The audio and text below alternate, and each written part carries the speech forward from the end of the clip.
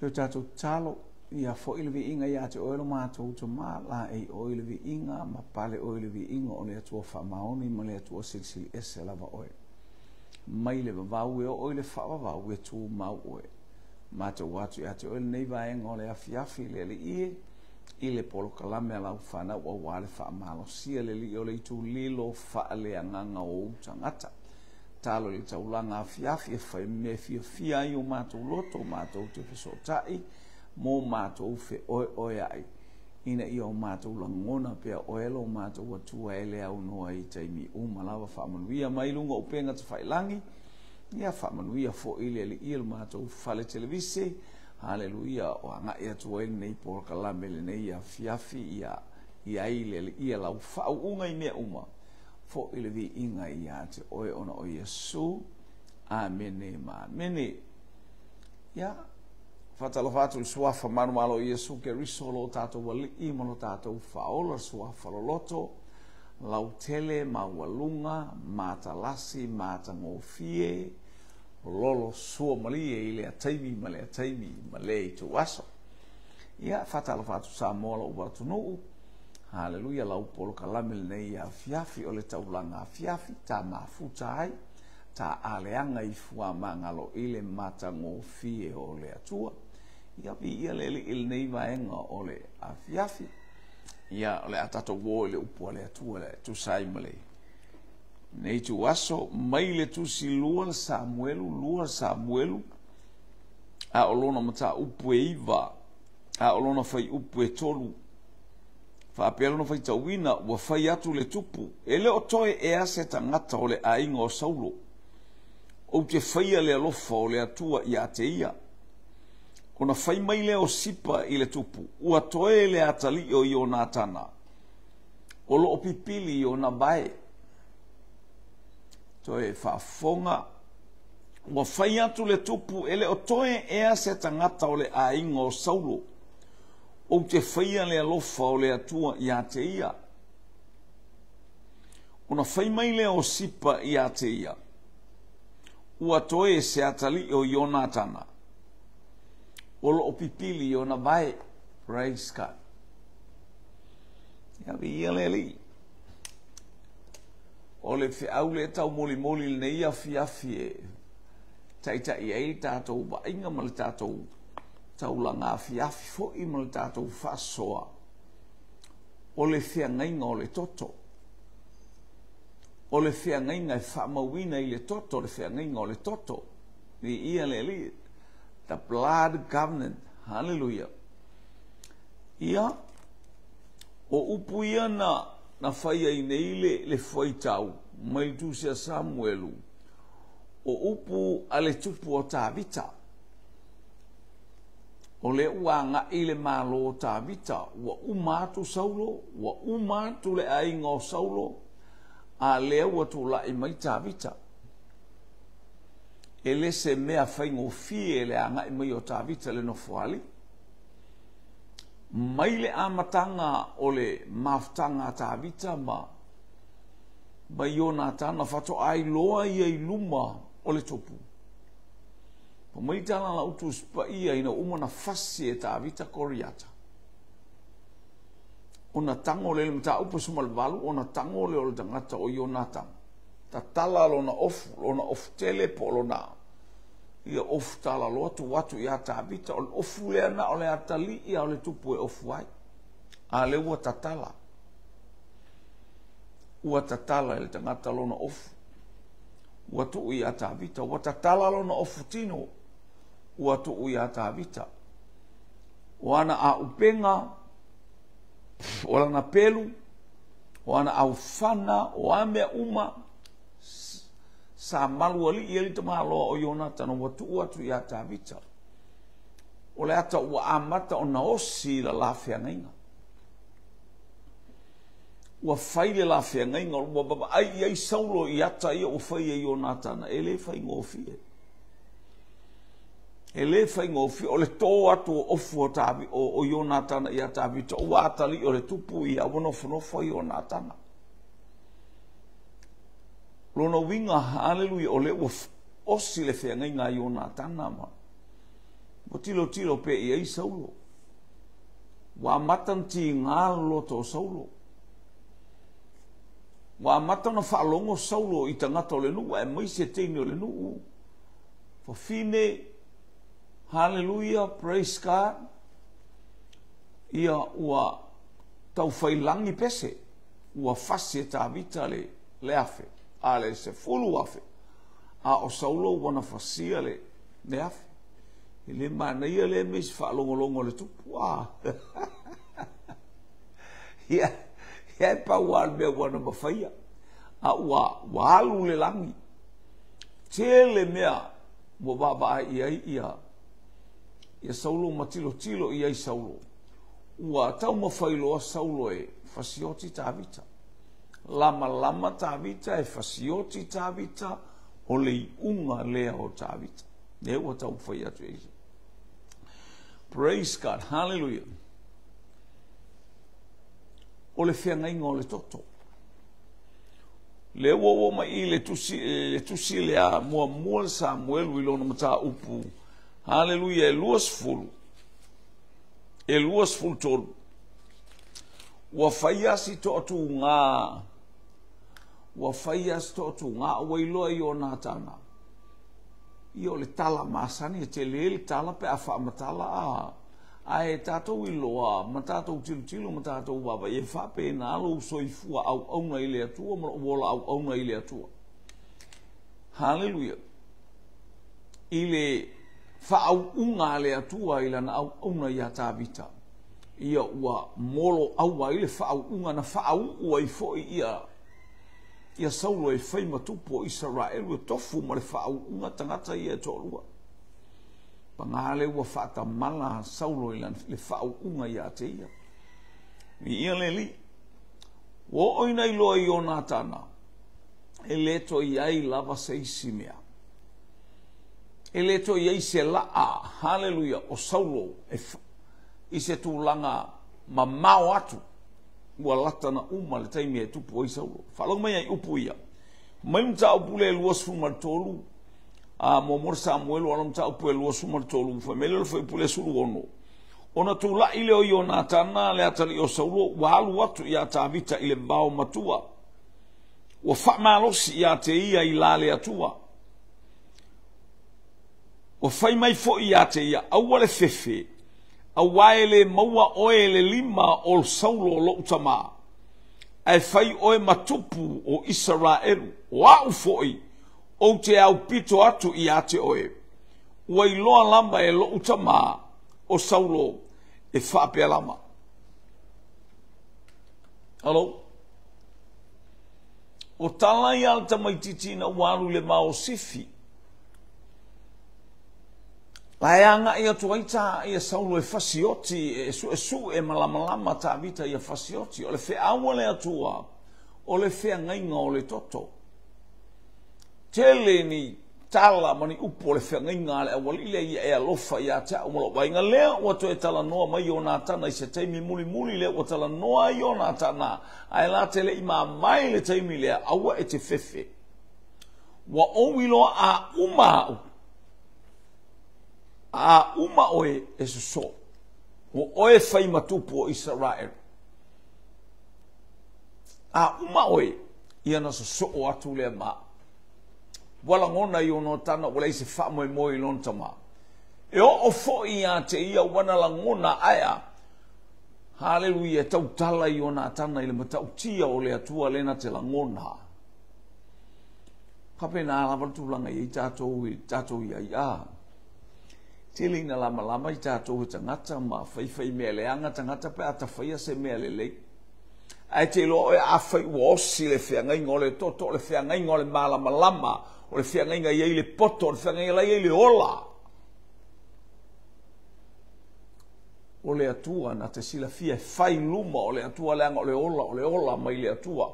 O le poto mai le atua, o le malama e mai le atua. E manino mea uma i le sila whanga le atua. E le sola istanga, ta whalongo i tala Jonatana, aua e te fefe. E le maua o e le lima o lo utama. Ai whai o e matupu o Israel. A mawai oe.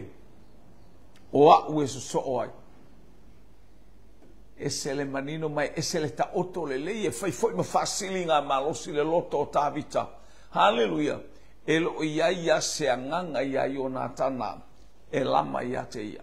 Aua ia whaalongo i le upu maletala, o le whea ngainga o le toto. Mai lea lama tulitulinga e saurosi, e whaalongo mai a lea ua o ina mu. So e whaasao ina e tāvita sauro. Whalonga le lua sumal whaal whai upula lea e luas fulu ma le lua sumal tasi.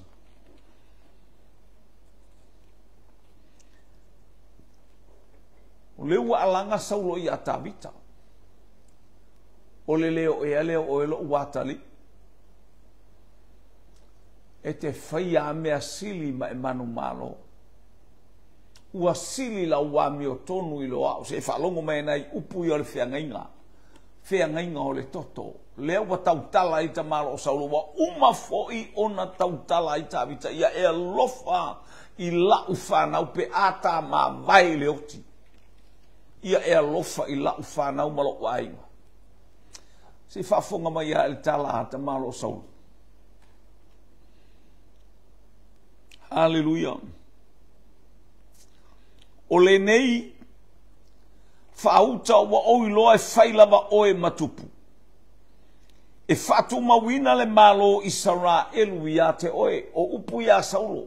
A la whaua uma o na tautala ai o nā tana o le whea ngainga o le toto. Whaalongo tāvita wa tala noa mai ai le atali. A lea fo ua toe ngangana mai ai tama. Se toe whafonga mai ai. Hallelujah. O le nei whauta. Ua owi loa e whailama o e matupu. E whatu mawina le malo Israelu ia te o e whatu mawina le malo Israelu ia te o e tāvita. Nai upu ia. O le nei ia e tauto mai ia te au i le ali. Upua saulo ia tāvita tauto mai ia te au i le ali. Wa mai le ali e osi ai le whiangainga. O le whiangainga o le toto whalongo foi. Praise God, hallelujah. E te le wha umala u whanau pe a mawai atu au. O le nei ia e tautoma ia te ui leli e te le wha umala u whanau pe a mawai atu au. Ma e le ti nei a lo ingoa i le a inga o lo utama. Whea ngainga o le toto. Whea ngainga o whafofonga le atua le osi luma le atua umatala noa mai tamai titi. Hallelujah. Na sauta ia Jonatana ia tāvita i le vau. Hello? Na sau Jonatana ia tāvita i le vau. Whai ai le la tala lea. Hallelujah. E whai oe matupu. A mawai oe ia ona whato a mawai le oso uawanoa. Ia e alofa i lo uainga. Ia e alofa i lau whanau. E le leile atua. E ainga o le atua. Le whawatala noa ia saulo. Tāvita. Ia e tautoma i luma o le ali. Ia e tautoma i luma o le atua. E te le ave sea. Hallelujah. E te anga le lei lo uainga. E whai oe matupu o Israel. E te le ave sea lo wainga. Hallelujah. Praise God. Hallelujah. E te le wha umala u whanau pe a mamai atu au. Ma e le tineia lo wingoa i le ainga o lo utama.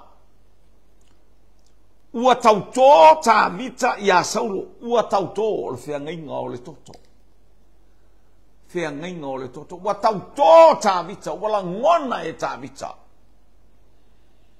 O lo o iai le atua i le ala la te mafuta pea i taimi uma. Wanga ngana mai le atali. Wanga ngana mai le tama. Ini upu e matautia. Ini upu e le matala talaina. Dea e whaalongo Le whaalongo le au tau ma Israel uma a o tala noa i le tautonga le nei le wala au a le tangata o Saulo. Ua leo fiufia le leo Saulo ma le tala Saulo a ua wala au. O le nei ia e tauto mai ia te au i le ali e te le wha umala u whanau pe a mawai atu au. Ma ele tinei alo i ngoi le a inga o lo utama. Ua tauto tawita ia Saulo. O na alua i leo Saulo i lona whale. Ua wa e fo i tawita maona tangata i le olo maunga. O le whiangainga o le toto. Ua oti Saulo i le maunga o ki le poa. La le fo i e tū mai ei tawita. Ma whalongo mai tawita i sekereka. Ua oti. Ina ua aluatu le tangata Amaleka. Maletala. E lei whasao ina e tawita le tangata lea isia ti ngā le loto tawita i upua le tangata lea. Te mana tua fo ile Amaleka lea na whaiatu ia Samuelu ia Saulo. Alu e whasioti umale no Amaleka o le tupu o ta mā o tina whawhine ta maiti teine ta masaos tangata ia ave ese e o lava i manu. Ia matua taatia fua mai ale ele o Amaleka. Ai aluatu Saulo. Saulo lea. Saulo lea. Lea ua wheiloa i tawita ma le Amaleka, ma le tala le Amaleka. O whatu tawita, o whea, se whea o e amai. O au o le Amaleka. Whawhea na ele whewhe whao o le oti. O le manu na e whasao, whai maitala o le pesea suliveta e te oti ai tae au. O le manu lama na e whasao, wa whasaina e le atua, whatoa e le atua. Ke oki ai tae au. Tawita, le o se e mai i le tūlanga o le tupu. Ua oti Saulo. Ua oti o Natana. Woti makisua woti fo i le tasi atali. Ua fasolo mai le aingo le tupu. Ua oti le taitai au apineru e pei ona hanga le hanga inga pe fou vale. Pe fale au ngā ina le tangata o Ioapo i se oti le tala whea ngā ina. Tangi ei tawita. Le fia fia le me wafai e Ioapo. Se alanga le ua no foi tawita o le tupu. O le tupu, o le whau unga, lea, lewa monmi ale upua Saulo. E whau u oe le atua, o oe lava o le tupu o Israel. A ia e alofa i lo wainga. Lea ma ai tawita i mea umai o le tangata na fisiotia apineru, haleluya, na batu wā. Whaavai e tawita lana au nanga aelei, te wina apineru. Sava vali maamo ilunga apineru, ave apineru e teu i heperona, ele o se nuu leo apineru, o le nuu leo sa tupu ai tawita, o le tofi o yuta, ai whamai tawita, ave apineru e teu i tutono heperona. Heperona na Abrahamo male ainga atoa lea haleluya, pre le au peti riaka, ele ngata fo ile langa o le tofi o yuta, ai lo wainga, lale e teu ai apineru. Ai sea, whea ngainga o le toto e la ngona e tawita, o tangata ia o le whea ngainga. Toi whafonga mai a. Hallelujah. O le nei whaauta wa o ilo e whailawa oe matupu, e whaatu mawina le malo Israelu ia te oe. Le malo Israelu e tu mau ia te oe. Le ua tango atu tawita au mai apineru. Hello? Au mai apineru le au na Saulo. O le toa le, o le taitai au mua le ia Israelu, tau na whatu lai Israelu e tau mataua. A o iei Saulo i le, whai matupu. Na iei apineru le taimina le no foia il no foa o tawita, o le no foa o Saulo, o le no foa o tawita, o le no foa i o Natana, e tu ai ma apineru, e le no foa apineru, a e tu apineru ma le tau. Leo le no foanga lea. So o se mea iai apineru o ia o le urua i toa. O ia o le unua i tai au. No wainga. Ele i te ua i Peniamina i le me nofo ai tangata Peniamina wa le nuku leo Peniamina i ei Saulo maon tangata. Aya, ina ua tupu le whaalawelawe ua oti Saulo e manatua e tāwita upu o le tāla Saulo. So e waalongo me whai upu le lua sultasi o le nei, ia e tau tō mai ia ta ue te le wha uma lau whanau, pe a mamai atu wau, ma ele tinei a lo ingoa i le ainga o lo utama. Tau tō tāwita, ia Saulo, ia whaia, ia sisila mai whonga ole. E te le wha umala u whanau, o tangata nei, o taitai aua Saulo nei loa e tāwita, e le ta tau, o na whaia whapea taitai, o langa ole mea na tau toa i luma o le atua. O loo whaafufonga le atua i lana tau tonga. O loo sila mai le atua i le tau tonga na ia tau toa ai. O le whea ngainga o le toto, e malama, e iai le poto, e iai le ola, wai sila fia e le tupu o tāwita. Le ata e te tauna i apineru, tauna teu apineru, o le mea le ana whaau uai whaau uai tāwita whaalua. Haleluia e whaima tupu ia Israel, na whaau uai e Yuta, na whaau ui Heperona. Whaau uai lona tolu, na whaau ue Israelu atoa, na whaau ui Heperona. O lona whaau unga mua o petele ema le amatanga ina walatu Samuelu. Ia Yese e malana whanau. Lale ua au maik, e sele manaia, o le whengainga o le toto e la ngona e le tangata i le ola. La ngona e le tangata i le poto. E la ngona e le tangata i le malama o le atua. E susulu pea. Haleluia whaamanu yanga le atua. E manatua e tāwita. Praise God. Hala whainga upu muli a masamu. I ia le atua a whai mai Saulo i a te ia. Aua e te tinei ala u whanau malo u ainga. I ia le ali. La le wata itai atu le pusaoti o apineru le au auna. Ai vai o le au auna Saulo aia. E le mawhaina ngalo ia tāwita upu ala na talanoanga.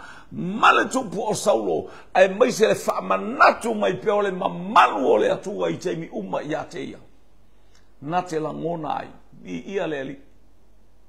Ea mai oe.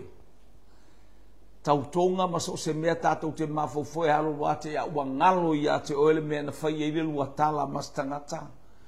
E halo wate ua ngalo ia te oele mea whai upu ai au ware tautonga ia ola. Lo wainga ia e halofa mai la uwhanau. Iei loa sina masei. Hale ea nono ai. Aele i o le tala lena i le whainga o le tautonga lea. E iai fo i mea lai tutupu mai tau ma whai mai a Saulo ia whasioti tāwita. Ai ese mai ana tala i ana whai.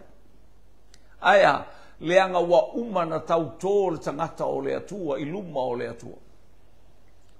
Wa umana whai atu tāwita, o whafafonga mai le atua i mea uma.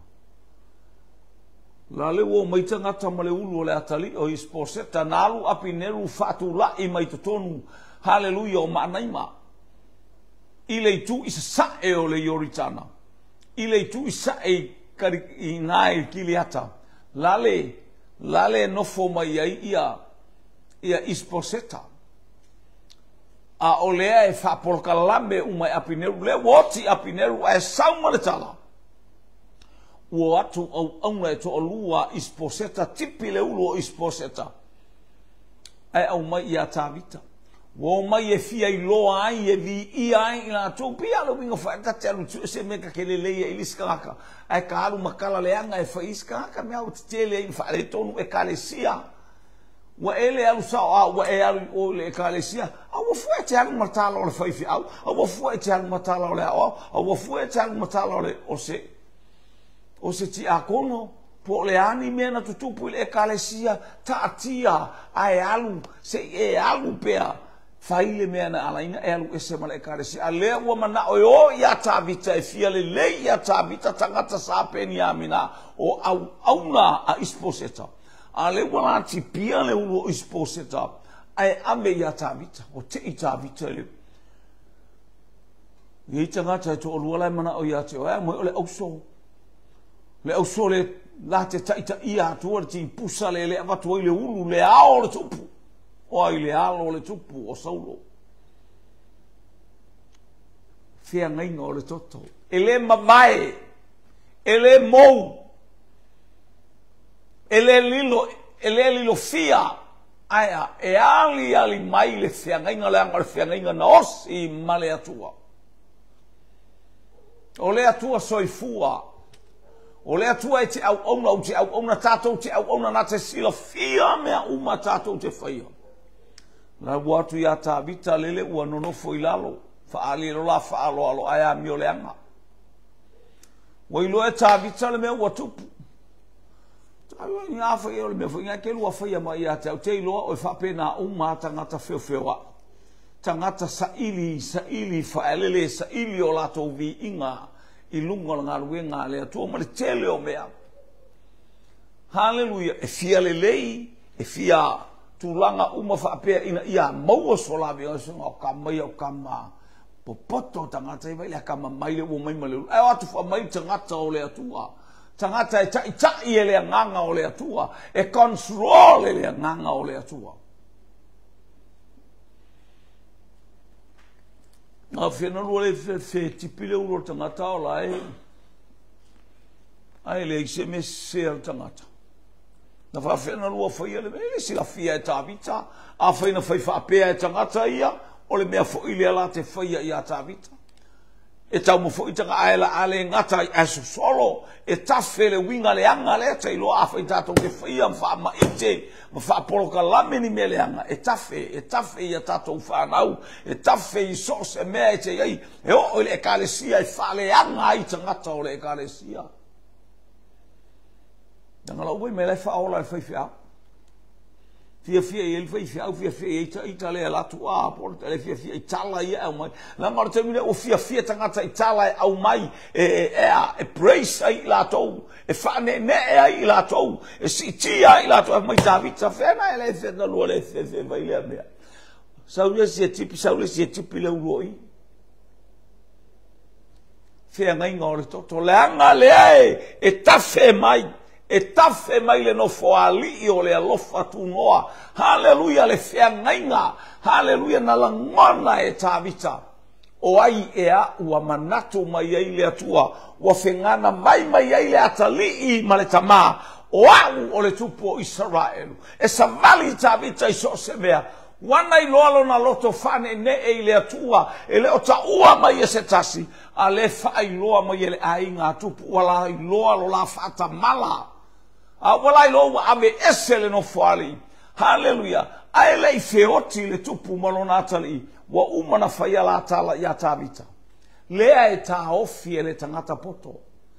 Lea ta ofi ele tangata. Hallelujah o le whianga inga. Na o sia le whianga inga. Wa oti le to alua le na o mai. E te lo ele mela e te waile ulu o. Na e te waile ulu o le. O le alo le tupu la fo I e teu. La e teu I heperona. La me wa teu I heperona le anga o le whianga inga. Le anga o le whianga inga o le toto o te alofa. Fai mai saulo ia e alofa I lo ua inga. Fai mai o natana ia e alofa I la ufanau. Hallelujah. Fai mai saulo awane eti neia lo wingoa e leo mana o tavita eti neia. Le uta o male mata upu e iwa le i le fai upu sa mai e fai mata matua matala o le taulanga a fiafi.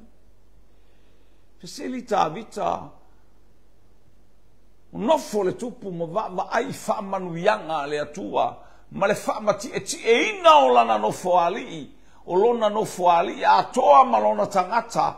Hallelujah I mamaru ele ngata I le tauina ele atua o taua o lona tula I maila na nofo inga. E ma fau ta vita I le ao ma le po ma le ao. E fasanga e o mata I maunga e o mai ailo fesoa soa. E leo se fe soasoani mai se tangata, e leo se fe soasoani mai se ekalesia, e leo se fe soasoani mai se faifeau, e leo se fe soasoani mai se apostolo, ai mai a Jehova le atua o au. E le tu ina mai e ia mapeva alo uvae. Wa au nofo ile nofo ali. E matautia le atua. Wa fa solo lana ma ai matilo tilo lona loto. Ha ngai le lale le yo Israelu ai tu mauma e tuli matai pia lana ma ai. Le nofo ali io Saulo. Hallelujah. Wa abe ese le atua. Natela ngona mea uma na tala no ai male atali o Saulo male tamao Jonatana. Ia na lofa ilo na ai. Oi, ka lofa e. Tele le tamao ai nga wa o maua. Au auna! Lau fionga tupu. Fetala ia. Whalongonongo atu. E ai seisi ole a inga o Saulo. Tau whalongo o iai seisi ole a inga o Saulo. Hallelujah. O soifua mai. O ola mai. Lau a fio ngā tupu. Tā vita o lo iai le tangata le tau sia le a inga o Saulo. Na tausia le whanau o Saulo ai manai pe afisili ai wau mai tangata ingo ia sipa o loi tonu o Beniamina i le ai e tau o kipea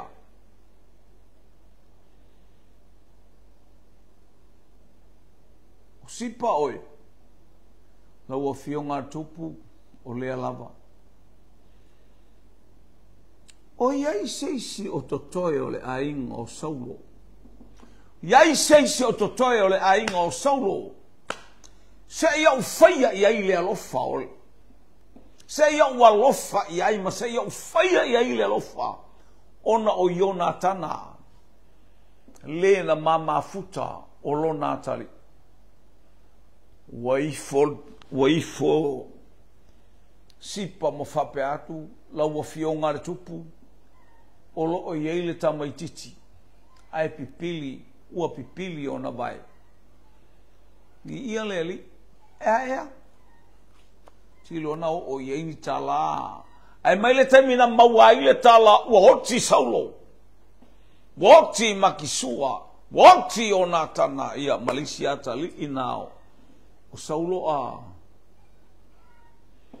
O na tiliola loa leo maa ua matama. Au abea lo manga ia tu ma me ua pa ua i tamaititi. Mangaui o na bae ua pipili ai. O loi loto para nei. Ile tu isa sae o le Yoritano. Au mai fita. Au mai le tangata le. Au mai o le atali o Jonatana ia. Au mai. Fea ngainga o le toto. E mana tua ai aua tau mai tangata le ola. O le tamaititi tonu a le fito i tonu i ai. Hallelujah lona lofa ona o le lofa o Jonatana i le la maftanga. Watalai of o Jonatana. Lona of tele. Mua le Samuel wa ron ta upa sumalbalu wa ron fai upu e toru. Fama watatala lona ofu tala loa. Lona of tele. Tu atu e atavita. Ai fato a mafuta lea. Ina ua sauta vita ua umana fasi koriata e fate ia Jonatana i le lai titi o le tangata. Ma olona loto olo o iai le atua i taimi umu. Ta tala lona ofu, tino. Wana mea tau ma mea umasayate i e faale atua i o ia o le alo ali i o le tupu. Ua ta tala. Wana langona e lea o ngāia te ia aisia. Leanga ua fasi ele al ortoto. Hallelujah. E tu ina atu lana whaalo alo. E tu ina atu lona loto. Lea ua tā maui le loto o tā vita. O le whiangainga o le toto. Le whiangainga ua osi e Jonatana ma tā vita. Lea whai ua whalama Saulo. Hallelujah. O le ala e tasi ua ia tautino i lona ngutu ma ia whapea mai. O oe o le tupu e whatu. tu mawina lau no foali i ele atua. A ia e alofa i lo uainga. Awane e tinei alo uainga. Samoa, le uso kerusiano la uo, le tamā le tina uso matua whawhine au una le atua o i lama se o whalongo i le whea au o le tauranga awhiawhi. O le whea ngainga o le toto. Ua a ami. Ua anu kariota. O ta vale sol whanua e au mai ai tamaititi. O le manatu o Mephiseta. O lona toe taimi lea i lunga o le whonga ele ele. O lana toe wa ai lea i lana ma ai le sanwa le kariota ma mea il malona anga i mai. O lona whaitau toe paua leo lana ma ai le ala lea. Toe paua leo lana tilo tilo i le anga i mai loto para i le itu i se sae o le yoritana wa au mai le waa i le itu mai i kilikala. Tulioso i lunga o solo whanua po kariota leo wa te mai toe paua leo lana tilo tilo i leo ma wa o mai lona i tu aso. Hallelujah. O le taulanga afi afi. O le whiangainga o le toto. E puna i le loto o tāwita le anga le lei ma le anga alofa. Hallelujah. I taimi uma wha mai Yesu a anga le anga mai anga le lei. Praise God. Tasi le vaenga na ufalonga i se mori maua stasi o mos e lemi tauta ua. Hallelujah. A o faila na tala a o mori maua mos e lemi lea. Hallelujah. O le o langa o lontama o le oti a ele mana o e tauia e le oti. Wa tilo tilo ia i ona mata mai lona la ititi se ia o foi ina whao ngae ia le lama a wala tasi o le oti o ia e taita ia le fasi oti tangata. Au se me te ia i le ulu fale atu o le tangata. A watu ia te ia le tusi. Ato la le tusi. A mai o le tusi pa ia. Tango e whaitau. Nga anu le o le tangata whaitau. Whaitau mai le mātai o e lima, mātai o e ono, ma le mātai o e fitu. Na ia mau aifu ai tau a Yesu Keriso. A anga le anga mai anga le lei.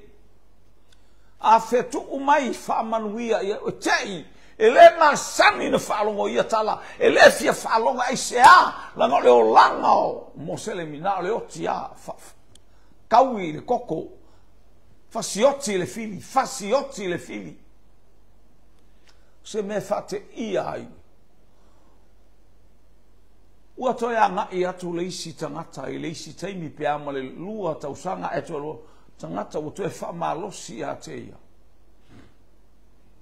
Ni ia leli. Hallelujah. Lua afe malitasi. Ile masina o iulai le asos fulfa. Na ia talia i Yesu e whai mali i mawhalua ba ai e matautia lama le whea ngainga o le toto whea ngainga o le alofa e taui hallelujah leanga mai i leanga le lei po mai leisi ala fau tu i ai leisi ala fau hallelujah praise God. E matautia le va eisa o le whengainga nā o le toto. O sau Mephiseta i le kariota. Ua tai mai. E va ai Mephiseta le au mainga o ia. E ese tangata ona o mai ai ese fo i tangata ia wa whawhea o mai le whaalo le tupu. Mephiseta. Ma lor soi fua. Aua e te fefe. Te imu. Aua e te fefe. O le aso nei. O mea uma sai loutama. E toi whafoi uma atua i a te oe whanua ma mea sai loutama ma ota ma whale ma mea uma sai to tonu. e foi uma atu ia te oe. E te ai le la o ai ale tupu. E te le ai stou fale, te le ai se meke ai i. O le mea no nofo ai la o whanau. A Pisaloma, a Manono, a Tonia, la o whanau ma Solomona e ke ngofo ai le la ai lea. Tau te whaafsanga i o oe o se atali i le tupu. O te whaia ia te oe le anga le lei, mai le atua, ona o louta maa. Whea ngainga o le toto. Mo nofo tā vita mo, whaai loa atu. Sipa, e te au auna i le whanua, e te au auna i mea uma, e whai mea ai, na e saule a maise mea tatau ngai a lo wali, haleluia, a o lo wali e nofo i le whale o le tupu, e ai le lao ai e tau mata, ma le whanau o le tupu. Haleluia. Whea ngainga o le toto. Toa tuli ane le pipili, tau whai e whaisana tala, o ai ea o le tangata, o mai e nei yola. Le ai o le whea ngainga o le toto. O le whea ngainga na ofo i luma o le atua. O le whea ngainga na whai ma le atua. Na tala noa ma le atua. Ua ma vai atu ona. Ai ta ofi pea le upulea. E whatau nuina ma whatu mawina e le atua lau nofo ali i tāvita. Ai aua e te tinei alo u aina e le i tinei ai.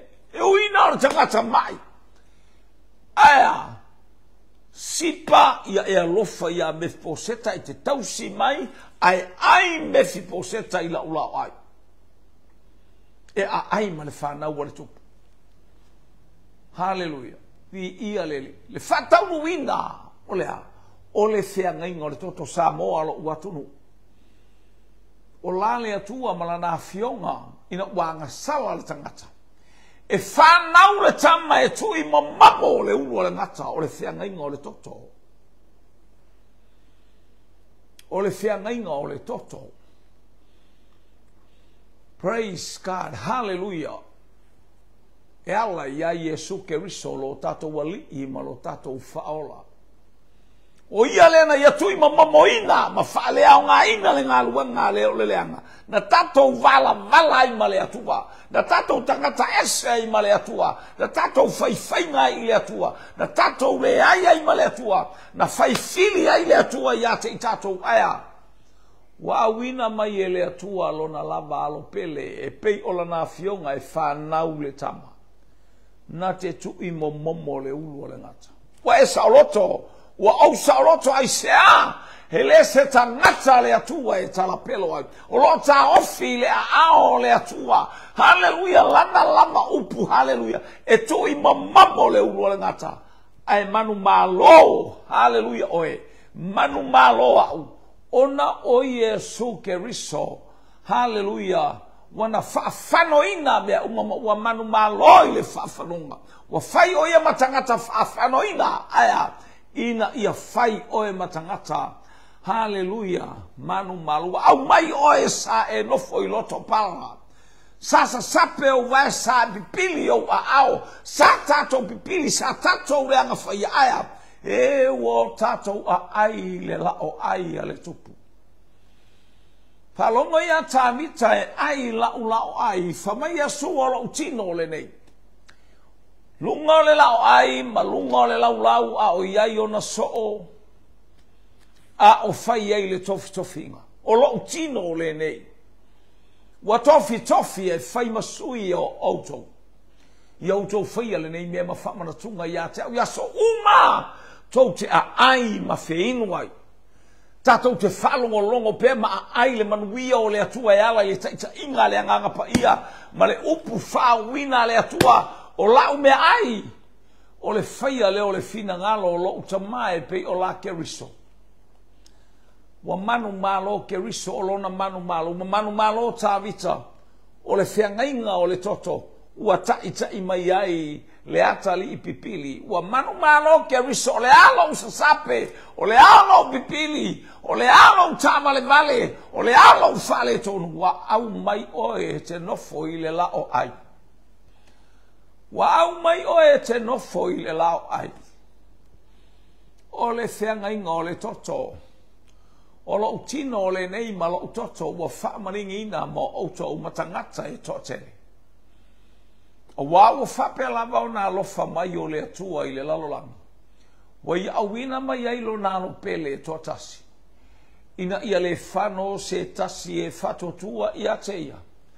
Ai maua ia le ola e whawau. Sā moa lo uatunu u. Lo ua inga I le taulanga afi. Hallelujah. Praise God. O le whiangainga o le toto, o le whiangainga o le malamalama e malamalama mea uma. Hallelujah. Leanga o le toto, o le alofa tu noa le nei o le atua mo oe. Mo au. Mo le tamalea, mo le tinalea, mo le au le atua. O e whaatua tua I le atua. Alofa mai le atua le nei afi. Whaamanui atu le atua I ate oe. Ngalue atu le mana o le anganga pa I whalau tele. Le fe amo le tana le lei. I lau fina ngalo mala uloto. Ia I umea I le vi inga o le atua whaftai tamai lau upu I le nei afi. Ma na matu oe I au whamnianga. Ia Samoa lo uatunu. Ia I umea I lau vi inga ona o Yesu. Amen. E la wawona tautua ia te oe ma le nganga whamaulalo ona o Yesu. Amen.